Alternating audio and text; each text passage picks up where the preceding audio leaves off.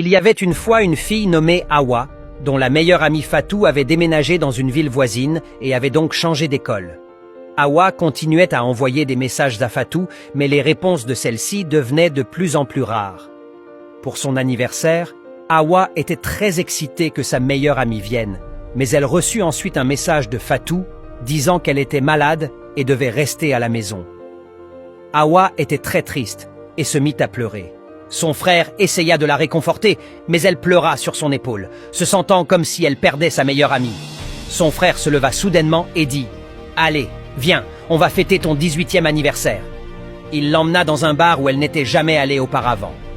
Juste avant qu'il ne s'assoie, Hawa vit Fatou à une table avec deux autres filles. Elle fut très bouleversée et sortit en courant du bar. Son frère la suivit pour la consoler. Hawa pleurait et demanda « Qu'est-ce que j'ai fait de mal ? J'ai gardé le contact avec elle. Je l'ai appelée, je lui ai envoyé plein de messages, mais elle ne répond presque plus. Pourquoi m'évite-t-elle » Son frère lui répondit « La meilleure chose que tu puisses faire pour toi-même, c'est de laisser partir les gens quand ils veulent partir. Ne les poursuis pas, ne les supplie pas, ça va faire mal, mais ensuite tu iras mieux.